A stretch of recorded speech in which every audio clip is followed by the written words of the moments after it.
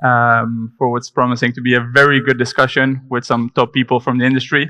My name is Aviv Levi Shoshan, and I've been in the digital content creation game for years, having created content for 433, Barcelona, and Ajax, and together with the experience as well of managing a talent management agency called Double Tap, it has brought me like a deep appreciation and understanding as well of how important digital content creation is. Today, the panel's name is Content Creation is King, and it's more relevant than ever in today's global game. Social media and digital content have transformed not just how fans consume the game, but also how they interact with it online. And I'm joined by a great lineup of panelists. With me today, we have Adrián Segovia, Head of Content and Distribution in North America for La Liga, Richard Pitts, Global Sales Director, Sports Sales Director for Getty Images, and Lucas Buchter, Business Development Director at 433. Now, before we start, I want to do a quick show of hands. So who has watched a game of La Liga this season? Okay, that's a lot of La Liga fans. Good for you, Adrian. Yeah? Who is following 433 on social media? Anywhere on social media? Cool. And who's ever bought a photo on Getty Images? That's me. Some very wealthy people in the audience, Richard. Reassuringly expensive. Well done, well done. Cool. Just before we start, I want to give you guys the opportunity to tell a little bit more about yourself, your experience, and also about your platform. So I'm going to start with you, Adrián. Good morning, everyone. Thank you so much to be here because you have the opportunity to go there or stay here. So thank you because you choose to be with us. I don't know exactly why, but I hope that you have a good time with us. My name is Adrián Segovia. I am the Head of Content and Distribution for Relevant Sport. One of the important things that I have is the joint venture with La Liga. La Liga North America, 7 years working in this country in a completely different model for the European tournament. So it is a fantastic thing. 7 years meaning that we are doing great, because if not, we are going to be over, like happens sometimes if the business is not going well. So we are excited right now, having an excellent relationship with ESPN. And my background, I was working in Prisa Group a lot of years. And after I moved to Miami, and I was working in Univision and Televisa, like editor-in-chief in sport. I am super fan of Liga MX. I started in this country working in Liga MX. I am a Tigres fan. I love Tigres because in this moment when I was handling the tournament, you need to follow one team because if not, you are not going to feel passion for the tournament. So I was handled that, and after I decided to move to New York for this project because basically I had 35 years old. I was living in Miami and I had no opportunity to speak English. Because in Miami, you know that you have the opportunity to speak in Spanish all the time. More if you are working in a Spanish TV. So I moved to New York and I started to do my career there, 7 years right now, working in La Liga and Relevant Sport, super happy. New York is fantastic. I am from Madrid, no Real Madrid fan, Atletico fan. I know, maybe not the best, beautiful soccer, but very effective. Cholo Simeone is fantastic, and 12 years going to Champions League, so it's good. And yes, thank you for watching La Liga, and I think that is a very short introduction of myself. Thank you, Adrián. I don't think my life's as exciting as Adrian's is, as fast-paced, but it's great to be here. I'd always swap London in November for Miami, so thanks very much for your time and coming along. So I'm Richard Pitts, and I work for Getty Images in the sports department. Now, Getty Images are a relatively young company in as much as we're 30 years old, but what they've done is acquired a lot of best-of-breed agencies in different areas of visual content and photography. And I came from one of those in All Sport, which is the world's leading sports photography agency, acquired by Getty Images. And I now work within our sports team based in London, looking after primarily rights holders in soccer. So I look after our agreement with UEFA, with FIFA, the FA in England, and many of the clubs as well. And that's a combination of them using our vast library of content, which is historical going back into the 1800s, us creating content for them to a specific brief, which fits all of their social platforms, but also their partner channels. And finally, them getting access to our library and then distributing their content on their behalf. So they may have their own libraries of content, which we then put onto the Getty Images platform for global distribution. So that's me. Thank you, Richard. Also applause for Richard. Lucas? Yeah, so I'm Lucas. I'm from Amsterdam, and I used to work as the head of digital for Endemol, where I was responsible for everything in the Netherlands for distributing content on the website, app, and socials of Fox Sports, which is now ESPN in the Netherlands. And I knew one of the founders of 43, and he asked me to come and grab a cup of coffee, and he said, Lucas, we're growing massively on Instagram, but we don't know exactly what we're doing. We're just with a handful of people, and we want to build out this company. So I thought, well, this is a great adventure, and I started at 43, building the social team. And what we found out is that people loved our content, but brands were, well, kind of looking at us like, you're kind of a cool kid, but sometimes it feels like a meme channel, so we don't know actually how to be a part of this. So then I built the 43 Studios, which brought more quality content to this to the same audience. And then brands were saying like, okay, this is the moment to step in. And now we're doing quite well. We have over 115 million followers on our social accounts, reaching over 400 million unique accounts each month, and generating over 7 billion impressions. And I'm curious. So I saw. So again, who's following 43? All right. Who is following 43 on Instagram? Who's following 43 on another channel? So now I just see a handful of people, and so we're by far the biggest on Instagram with our 43 football community, and we're building out now to other social media and to our own app. What we're, I think, very good at is to inspire a young audience and do that in a way with a unique, compelling content, and we try to be ahead of the curve with new things. And I think we also did that with becoming a social channel with our own hosts. And that brings me to you, Afif, because you were the first host on 43. It's true, it's true. So some time ago already, but yeah, it's true. 2017. Yeah. Yeah. Yeah. No, that was great times. Unfortunately, we didn't work together. No. We just, didn't overlap, but yeah. Oh, cool. Thanks. Applause for Lucas as well. Thank you for being here as well. Let's dive straight into it. So football fans today interact with the game in ways we couldn't even imagine a few years ago. How do you manage those new behaviors and also the shift in fan behavior basically recently? And how are you adjusting your strategies to keep up with the new consumption of football? How do we do that to keep up with the consumption of football? So what we're trying to do, so I think a really important thing is that we're creating social content 24/7, and we never do that live, but we're producing a lot of semi-live content. We're doing that by creating content around the stadiums, in the stadium, and show the fan experience. And at the same time, when Haaland scores a goal in the Champions League, we already created an illustration, post it on our social media, and then people interact on it. The younger audience is not watching 90 minutes of football anymore without holding their phone in their hand constantly. So we're trying to adapt on that behavior constantly. How's that for you, Richard? Yeah, so we have agreements with Double Tap and 433, so we're the library that's just fueling everything that they do. So they're reliant on us, A, getting quality content to them, but secondly, getting it in real time. We cover over 50,000 sports events each year.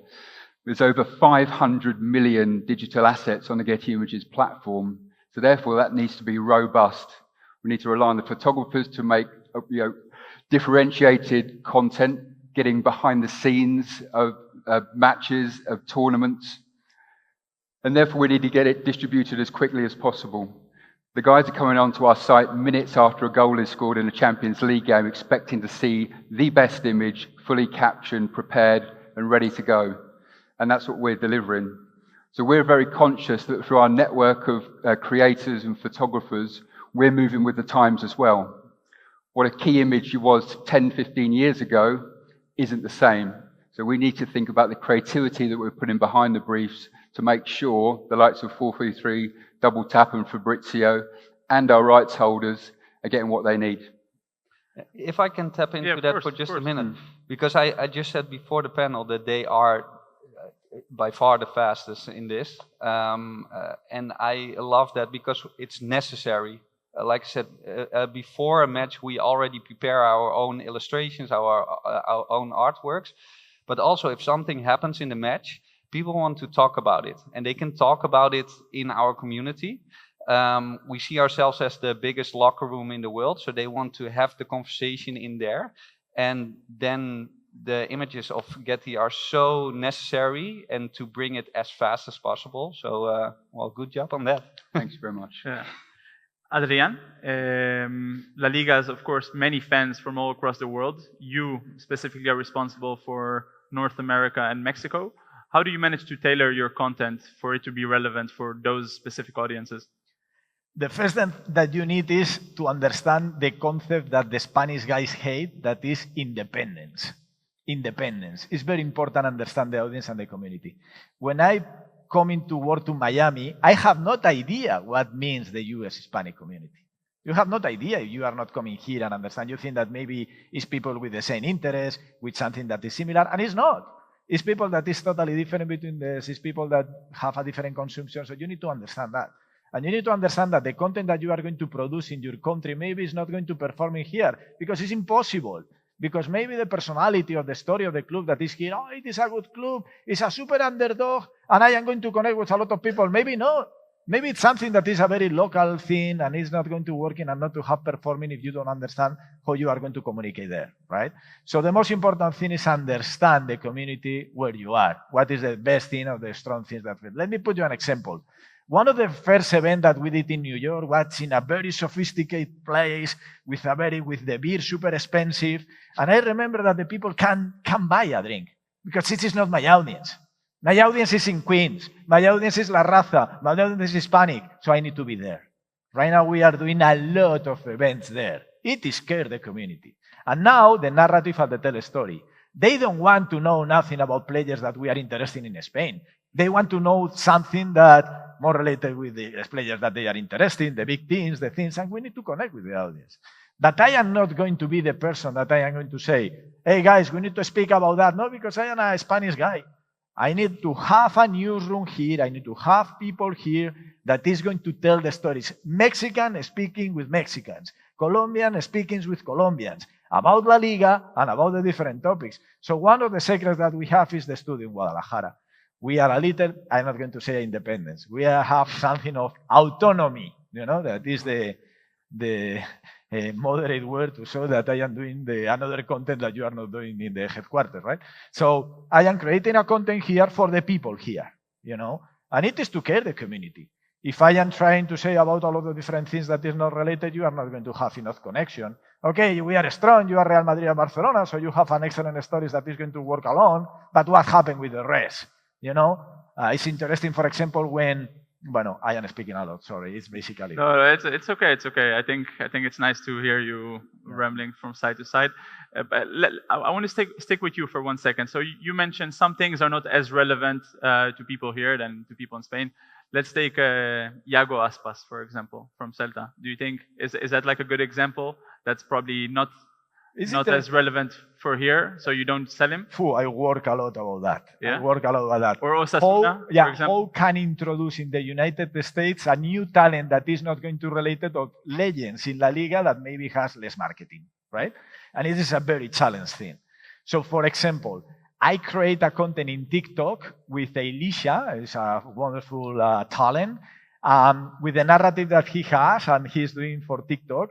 he explained players, And for example, Yago Aspas, do you know how many, he started to do a video super cool with a narrative, very TikToker narrative that I don't understand, I and all, but I love that the people love, no? And this man start to say, she's trying to do like he's in a classroom and start to say, who is the player with more score in La Liga? And one say, Cristiano Ronaldo. No. Messi. No. Yago Aspas. No, So he is introducing the player for a community, TikTokers, maybe for Brooklyn, Afro-Americans, diversity. And he's telling about something that is impossible connect only speaking in the play-by-play. Because a lot of people in the play-by-play is not going to pay attention, or maybe the day that I am going to have the opportunity to connect, the performance of Yago Aspas this day is terrible. So you need to tell another stories about him. Why? And also, you put me an example that is easy because he played in Liverpool. So Premier League is strong. And also, when we have this bridge between English teams, sometimes it's easy to connect with or try to tell a story for that. It is, for example, a way to introduce for a very deep community in soccer some names that maybe have not the popularity that you have in Spain with them. And the performing is good, but also I am not going to, I need to be honest. Sport performing is very important.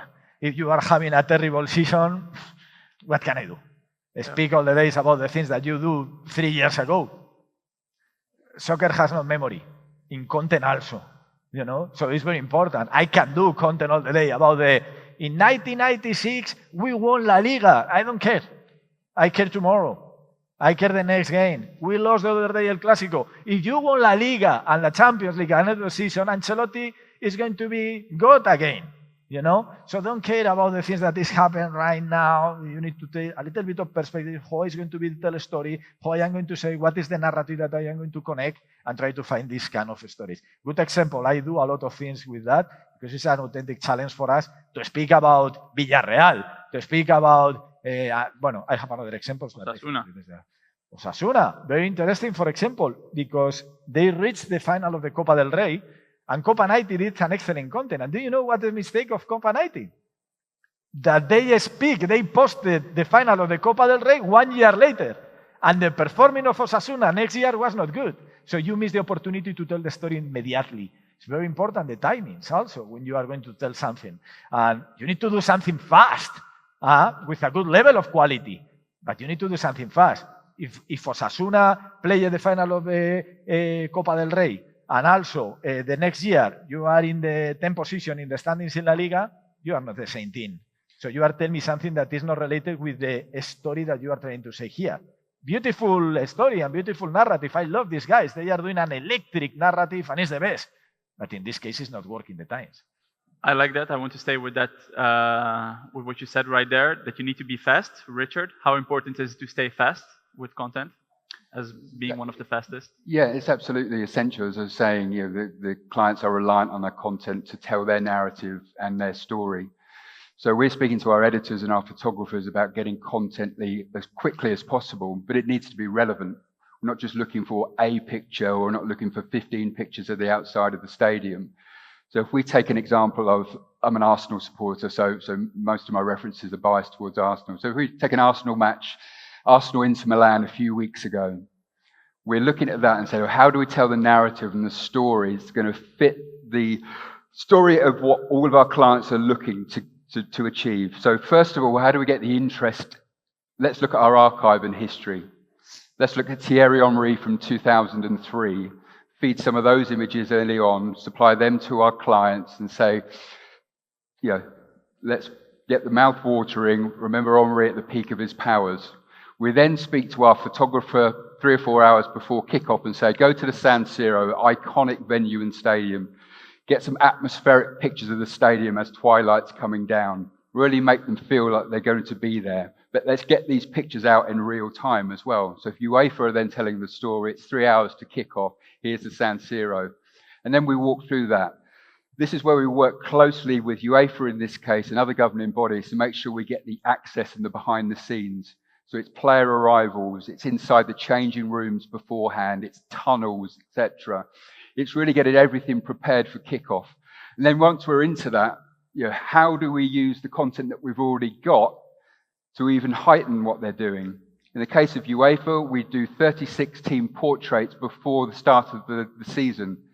Therefore, for goal alerts, those player pictures are popping up. We're using quality content of the goals that they've scored. Unfortunately, it was one penalty for Inter Milan. And then it's the reactions to wrap everything together. In this case, it's not just the joy, it's look at the despair of the Arsenal teams, look at the frustration of the manager as well, to make sure it's all together.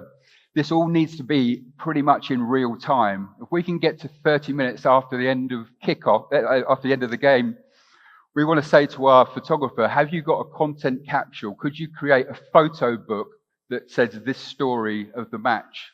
So if we can do that, then we've achieved what we set out to do. But as with anything, speed now is absolutely of the essence. Lucas, same question for you. How important is speed? Very, very, very important. As I said, we always want to be the fastest with the news. Do that in a personal way, that people have the idea that they are talking to a person with 43. But we know when we publish it at first, it's doing very well in the algorithm. Everybody wants to connect on a certain post. And therefore, then again, it's very helpful to have these pictures as fast as possible. And also from your perspective, so you guys are putting out the content, but you guys, whenever you post something, it also has to be good. The quality has to be good. The caption has to be good. It has to be relevant. How do you ensure all those factors come together in the same time? I mean, around the matches, we have a very good team that's taking care of that as the admins. And the moment something happens in a game, we know for a fact that we have the people that know how to craft the perfect copy and use the right picture. Besides that, if there are certain tentpole events, I think a great example was around the World Cup draw. So what we do, this is a tentpole event. Everybody is curious what is going to happen, who's playing against who. And then we already create artworks. And one of the examples was Neymar holding the Brazilian flag in his hand. And then in the background, you saw the flags of the countries who they were playing against. Again, then we have to rearrange this illustration very fast once we know which countries they are playing against. Then we publish this to be the first, and we already have something prepared up front. And I think that's a way how we make this happen every time, and how we connect with the football fan worldwide, but also with the pro players. Because what we see is that Neymar loves it so much that he's reposting our content within minutes, and Mbappé is doing the same a couple minutes later with France. And I think that's a great way how to build community together with the pro players as well. And as well as always in the football world, we know it's very tricky. If a result goes one way or the other, you have to adjust your content. I think in terms of the platforms that we have here today, we're a bit more neutral, but still a lot of content goes to waste, right? Yeah, still a lot of content goes to waste, especially also around transfers. So we've created so many illustrations because we thought a transfer was going to happen and then it didn't, so we can throw it in the trash. And as you're saying, we're a bit neutral. We really want to enjoy the beautiful game together. And one of the co-founders of 43 is the former pro player Demi de Zeeuw.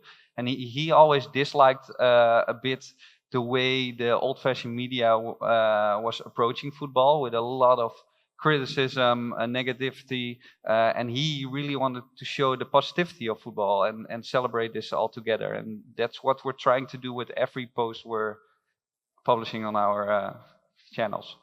Thank you. Adrian, let's speak a little bit about visual storytelling and also multiple platforms. So we know that for each different platform, you need a different strategy. How do you guys take care of that within La Liga?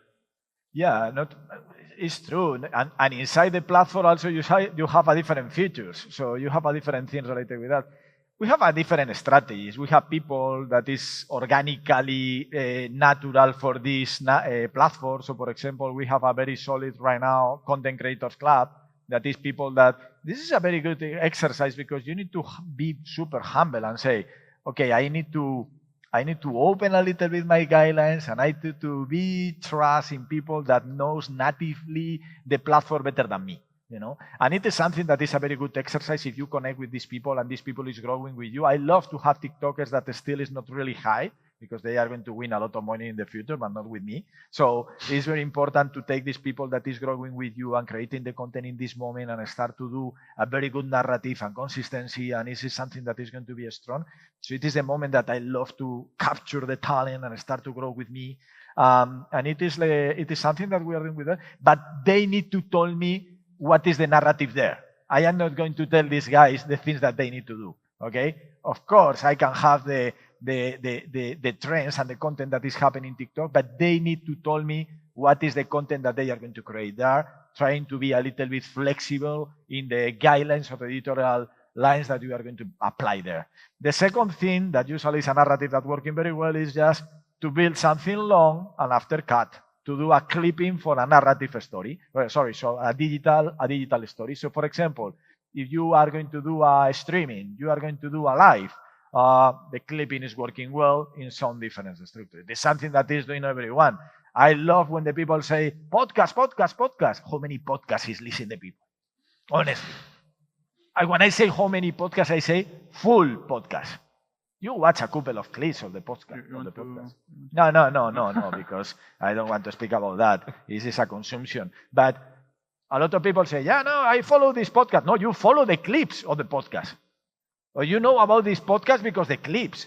But you never listen to this podcast full. We have like a 700 podcasts per hour. It's impossible that the people listen. And after you go and take the metrics and say, it is the metrics. Oh, but why you are mixing the metrics of the native podcast here and you put the metric of the clips in Instagram because it's performing better? So it's something that works, but your original idea was to create a podcast, was not to create a clip, So it's something that is working well. Okay, you are going to do a narrative and a streaming or anchor show, something long, and after you are going to capture the best moment and you are going to post it in a different narrative. Short video is working very well, so you need to understand that it is something that you can create specifically for that, or you are going to create something, capture things that you are doing a little bit longer. The secret of the highlights, but we think that the highlights is the goals, and it's not. I remember that in Relevant Sport, one of the best highlights that we have for the ICC is Griezmann playing with one fan doing toques con la cabeza, with the head. This is a stupid video. It's the most stupid video that I saw in my life, like millions of views. And you have the first score of Rodrigo with Real Madrid, the first score with Chicharito with Manchester United in the history of ICC highlights, for example, of La Liga. No? And one stupid video that is Griezmann doing a couple of things with one support, the best video. You have these kind of things with the highlights. The power of the highlights, but not the power of the goals. That is something interesting that is there. A lot of things, it depends on the narrative, and also to have smart people, to have people that is young people that knows the platform. I love when my daughters text me and told me, you are doing bad this video is working because it's a TikToker generation, and they know better than me, and they told us how the things is happen. No?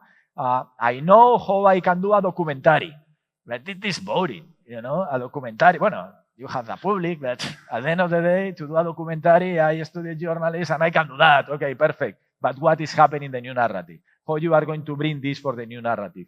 And yes, it is something different by platform. And copy. You need to copy the people that is doing well in this platform. Of course. They are creating the new style and the new narrative. Do you remember when they start to appear the face flotante, the face flotante and the image in TikTok? Everyone is doing that. And I remember perfectly the first person that I see that. And I say, oh my God, guys, I need that. And I call to the studio in Guadalajara and I have 7 videos of that. I copy. Yes. Why not? Thanks for that, Adrian. No. Richard, Getty is known for his super high quality images. How do you cope with how do you balance traditional photography styles with more modern, newer techniques also to meet the digital needs of today? It's a similar thing. If we go to a football match or a soccer match, we sometimes need to shoot, with multiple lenses, almost literally. But we'll have people that want the key action. They want the goal going in the back of the net to feed their live blog to go on the front page of the website. So that's more traditional photography. But then we have the Instagram. So that's where we would look at atmospheric, cinematic type of photography. We'll use filters. We'll knock things into black and white. We'll use sequences, motion blurs, etc. All those types of things that have got maybe a bit more of a long tail, and those are things that you might see on Instagram as a roundup after the match has happened. Our photographers are really keen to learn from that as well. We're having to constantly evolve with the techniques that they use, and obviously bringing new photographers and new creators in order to do that. When we're talking about that atmosphere, what we say to the photographers is, I want to smell the hot dogs or the horse poo or whatever it is at the stadium. So can you capture that in the images that you're shooting to make people feel that they're there? And then the final thing that we'll do is a lot more vertical publishing now. This will be more brand focused. So working for UEFA, for FedEx and Oppo, using their phones in order to create content in amongst the fans and from privileged positions to make sure that they've got their brand activation covered as well, which goes on to TikTok. So from one match, we've probably got 3 different lenses, often the same creator that's doing it all, but they need to have those abilities to cater for everyone. You know where I was going a little bit. AI, opportunity or threat? I thought you were going to say that, yeah. Well, Getty Images' perspective on AI is we do have our generative AI tool. This is exclusively trained on our creative content. So this is all the model released, what you'd call stock photography. What we don't do is generate it from our editorial content. We believe that people and audiences want to trust and understand what they're seeing is real. We don't want to dupe them into making things which are unreal. So currently we have no plans to bring it into our editorial content, but that's certainly not to say we won't bring it into our editorial production of how we look at facial recognition, how we look at getting images around quicker. But for the time being, we still think there's very much a place for the craft of the photographer and the editor to create that and giving someone an authentic view of what's in front of them. Same question for you, Lucas. Obviously, you work with an extensive team of video editors, graphic designers. Yep. AI, opportunity or threat? Very big opportunity. Yeah. Yeah. So we use AI for certain things already. Also, together with Getty, we post a lot of end results of games as a post on our channels. Then we connect the photo database to an AI portal we created ourselves, and then immediately the data will connect with the image and we post it directly. That's an example how we use it in our productions. Same counts for finding the right music for video productions. We use an AI tool for that, so it will immediately find the right music. And we have our own app. It's out of the beta version since the Euros, and we use a lot of AI, and we're building AI models at the moment. On our social channels, everything is in one language, English, so the visual speaks for itself. But on the app, we want to go a bit further. It's kind of a bigger, better, bolder strategy, but also make it more local for the people, as Adrian was speaking about. So we're building an AI language model so people can find news in their own language. We're building a quiz model so we can build quizzes specifically for each audience and really make it a personal experience within the app. So AI is a huge help in that. Okay, so people should download the 423 app, right? Yes, okay, do it. Cool. So this is also what we did last time, a little promotional commercial break. You guys can also plug something if you want. Richard, is there anything you would like to plug to the audience here?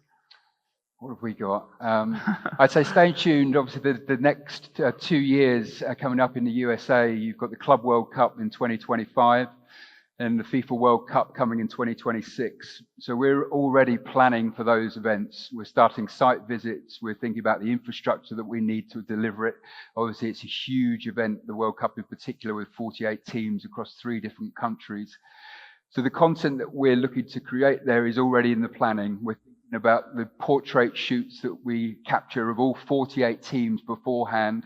What new methods, techniques can we use on those images in order to make them resonate with the audience, but also have real relevance throughout the whole tournament? And the final thing is we need to start picking our team as well. This is one of the hard things when you work at Getty Images. The Olympics, the World Cup are obviously these huge events that everyone wants to shoot. So they all put their hands up to do it. So it's very much a process of who gets what, who leads our team, make sure that that demographic is correct, make sure that we've got diversity within the group and we've got different skill sets in there. But yeah, huge, obviously, 2 years coming up for soccer in the US. Adrian, anything you would like to plug? I don't understand the question, sorry. What is the question? Is there anything that you would like to sell to the audience? To sell? Yeah? Watch La Liga? Yes, Watch La Liga is a fantastic tournament, you know, guys. We have all the ingredients just to be a perfect tournament. You have a lot of mystery, passion, drama. It's a wonderful tournament. And also, you know, a lot of people say, no, Real Madrid, Barcelona, Real Madrid, Barcelona. No, it's not true. We have a wonderful teams. We have an incredible teams that is doing an incredible soccer. They are doing an incredible projects in this country, incredibles. You have Villarreal with a lot of academies. You have Celta de Vigo, that is an extraordinary team in the north of Spain, there in Galicia, and is doing all the wonderful things that is doing a wonderful representation of this area right now with only one team in the first division and is fighting with the big teams. You have incredible stories in Sevilla with Betis, Sevilla, that is great. And of course, we have a fantastic opportunity when they teams playing with Real Madrid and Barcelona in terms of audience. It is an opportunity, and we take advantage about this opportunity. It's great to have this opportunity. It's great to have 38 games every season for Real Madrid or Barcelona, but usually they lost, like the other day, like at the game with Real Sociedad. I don't know if you had the opportunity, but what a team, Real Sociedad, in the north of Spain. If you had the opportunity to go, please go for one of the restaurants. Good food as well. Wonderful. Maybe better food than sometimes the weather, you know, but the food is fantastic. So yes, I think that if I want to tell you something is like the things that we have, the tournament that we have. I am not going to say that we are the best, but we are a fantastic European tournament. And we are so happy to have a very, very, very personalization and located content here, just to bring the product for the audience that we have in the United States. And not an Spanish guy telling the things. No, no, no. People here in the United States and in Mexico telling how you need to tell the story of this product in the country. So in our final few minutes, I want to stay with money in football, and especially branded content and sponsorships. I know the 3 of your platforms doing a lot of branded content and also work with content creators. What makes a successful branded content partnership in your eyes? One of the most important things that we have in the studio in Guadalajara that is part of our identity is to have a branded content. We know that the most important thing, look guys, if we are not doing money, I am not going to have a studio there. We are not going to create content. That is the reality. So we need to be super sensitive with the necessities of the advertisers. And the good news is that they love content because content is working very well and is connected. Then if you are a betting company, you can put a graphic with your quotes or you can tell a story, and usually the tell story is going to work better. If you have a talent that is telling the opportunity that you have to bet, it is only an example.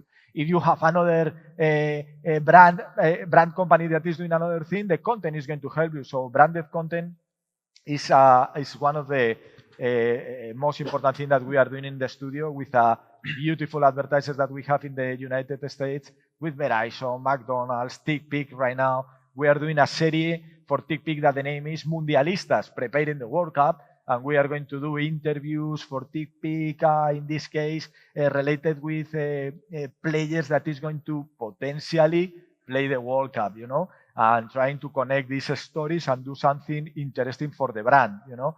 But the most important thing, we are not doing a production in Spain. we are doing a production in the United States for the people in the United States using the content of La Liga. So the advertiser also is going to feel that it is not something that is far. It is something that is close in terms of production and in terms of telestory.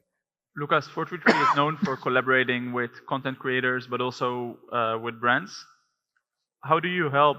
How do you keep the content authentic while still ensuring it hit the sponsorship's goals?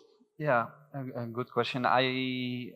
We see ourselves in the sweet spot between clubs, leagues, brands, and fans. We have the fans in our community, and we can create branded content or promotional content for clubs and leagues as well. I think we had an amazing seasonal collaboration with La Liga. They had their rebranding last season, and then we know how to activate this rebranding and the communication and all the campaigns around it really in an authentic way, because we want to show La Liga in their optimal form. So that's what we're doing. We're doing it together with clubs as well. I think a great example at this moment is with Juventus. They created their own creator lab where they create brilliant collaborations with creators as well, but also with the brands. They recently launched a new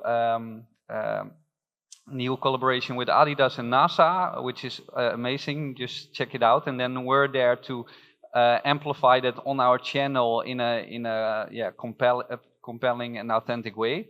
And with the brands, we know exactly what lives in the locker room, and that can be activating a sponsorship around the Champions League, like Turkish Airlines. They were a sponsor for 2 years, and then we go with their plane from one Champions League to the other, show the fan experience on our channels, which is very authentic content, and then people just love to watch it, and they will see Turkish Airlines. Another way is when it's not a sponsor of a certain club or league, who can still do it. And the best example was Activision. They came to us and they said, we want to release our new Call of Duty Warzone game. How can we show this on your platform? And we know for a fact exactly which pro players are playing this game as well. So we reached out to them, the legends, the players at this time, and we found 23 players that were playing against each other in a room together from their home, capturing their own emotions. And then we created branded content out of this. And you really see the emotions when they are playing this game. So this content went viral. And this is how we can show football, but also gaming, music, lifestyle, everything that's connected to a locker room in an authentic way on our channels. Thank you. Richard, you mentioned it earlier, the work as well with, I know you guys are working with content creators, you guys are working with content creators. You mentioned it earlier that you also have a partnership with Fabrizio Romano. How do you feel it going from institutions working with Getty to also content creators or personalities showing interest for Getty services? Yeah, we've seen obviously the soccer community, which has always been there, but has grown more than ever now. So there's more information, content about your team that's been. So we see what we do as working with Fabrizio and 443 as what used to be working with the old legacy media of newspapers and magazines and even websites now. So we're very keen to partner with them. We're always sensitive to our own relationships with rights holders as well. But we see the power of the individual and the power of the player now, which is taking over that of the club in certain cases. So yeah, absolutely, key allies and clients for us. Thank you. Just final question each. Third, keep it short, please. Adrian, what's not personal, wasn't personal, but what's one unique way La Liga is planning to keep fans engaged digitally in the next year? The next year? Yeah. I think that paying attention for the things that is happening. Who is leading the voice, who is doing things interesting, who is doing new narratives, new audience, new platforms, new trends. We need to be there. I remember that when we started this operation, we had problems of distribution, we had problems with highlights, we had problems with a lot of things, and right now we are in all the platforms. I don't care about exclusivity. I love to have talent that is speaking about another leagues, speaking about Messi, MLS, fantastic. We need to put the voice of La Liga there. We need to put the narrative there. So it is fantastic. We want to be in the conversation of soccer in this country, and we are going to do. Richard, what's one of your favorite shots captured by Getty? The non-Arsenal ones, it would be Lionel Messi, a 2022 World Cup. So our photographer Sean Botterill captured him on the shoulders of Sergio Aguero, the crowning moment for the greatest player of all time. That image was then picked up by Messi himself, and to this day is still the world record holder for the most liked image on Instagram. So 75 million likes. Wow. Sean Botterill's son, James, actually edited the image in our London office, so it was a lovely fairy tale story everywhere. Okay. Lucas, last one. What's been a standout moment at 433? Your standout moment? Can I have two? Huh? Can I have two? I think. The first one that comes up is during COVID. So all the players were at home.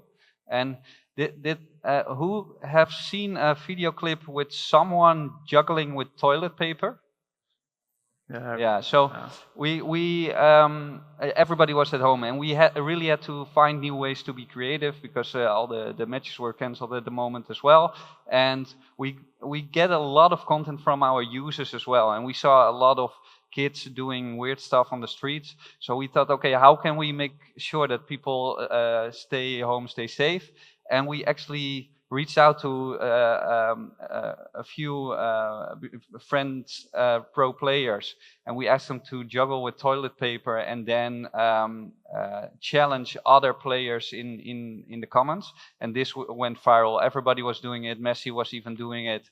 And we generated over 2 billion views on this content. Which was crazy. And the other one is how we covered the great tournaments, like the last World Cup. We've been to all the matches. We created a studio where all the legends and influencers came to create content with us, and how to be an amplifier of a tournament like this. Yeah, I'm very proud that we can do that. Thanks a lot, gentlemen, for joining me on this panel. Great fun, and hope as well that it was insightful for you guys in the audience. Thank you.